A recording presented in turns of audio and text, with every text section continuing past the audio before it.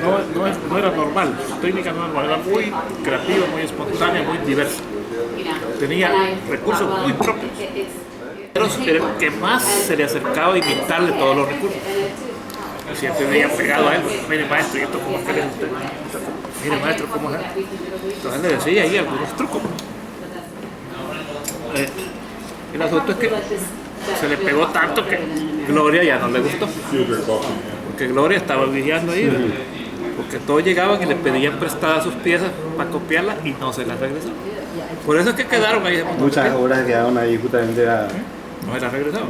Mangoré era tan bueno, vaya, toma chévere. Entonces una vez el sueño de la floresta lo iba a pedir de Chusquiroa. Y ya se lo iba a dar porque salió Gloria. No, Mangoré, no le des tus cosas. Le digo. Con esto te defendes en el mundo. Y ellos no te las regresan. No se la dio. Espera, Chele, y después. Gloria era como la guardiana.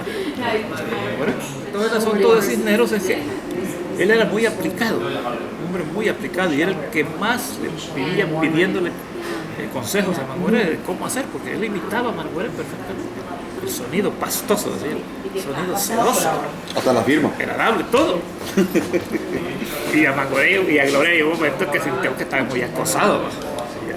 No le gustó mucho eso. Sí, es curiosa esa historia porque Mincho Cisneros es el único, y Mario Samayor, que sí tocaban algunas piezas con el estilo de Mangoré. Y Bracamonte, que lo vio tocar muchas veces en Izúcar porque él vivía ahí. Entonces la descripción que hay de lo que es la técnica mangoriana es una técnica muy excepcional, nada normal, nada de lo tradicional, en cierta forma. Por ejemplo, usaba cuerdas de metal simple. Él decía que su sonoridad solo obtenía con la cuerda de metal. Él había probado triple y que no le gustó, se le acababa y no le daba el sonido que él quería. Y no había el nylon. Entonces, la conciencia propia. Sí, nunca dejó el metal. Y con ese obtenía un sonido que a él le gustaba y que él quería obtener. Y no era un sonido desagradable, era un sonido dulcísimo, fuerte, que se oía hasta en las últimas galerías del Teatro Nacional.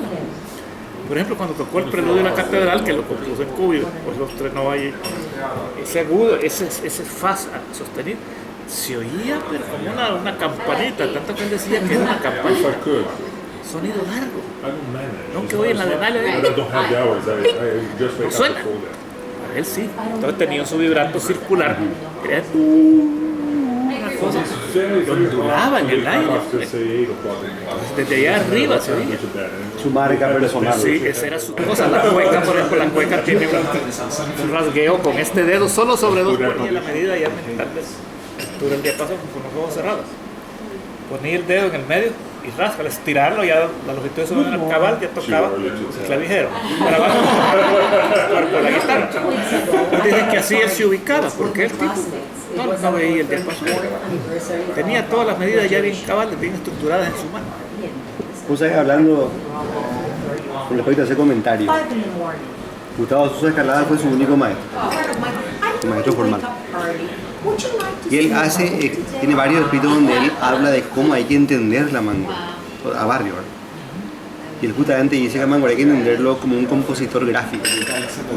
El Mangoré es matemático, él conocía las disposiciones que son posibles para distribuir las cuerdas y obtener eso, que así como escribía su técnica de gráfica. O sea, que tenía predeterminado la tercera y la cuarta, que son las cuerdas que más usa al aire. En base a eso, cómo ir distribuyendo el diapasón de la guitarra. O sea, era una cuestión tipo mecánica. Todos lo tenían, esa nota que se da en la tercera cuerda. Porque esa va captando la tercera cuerda. Eso es la constante en todas sus obras. Sí, la tercera del aire. Pero es porque eran cuerdas de metal de la casa Pirastro, donde la tercera era entorchada.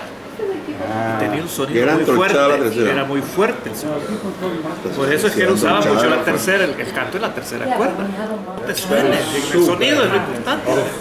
Y la cuerda de nylon es pobre, es más cómoda. Poca sonoridad, pero es más débil, menos fuerza necesita. Y no prolonga los sonidos agudos, se muere.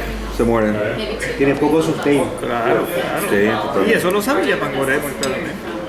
Las cuerdas de acero, cuanto más gruesas, tiene mayor volumen, mejor sonido, pero son más duras. Son más duras, hay que acostumbrarse.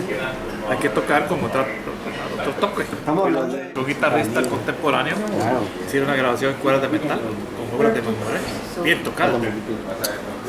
Reivindicamos la cuerda de metal. Si la cuerda de nylon ya no da paso.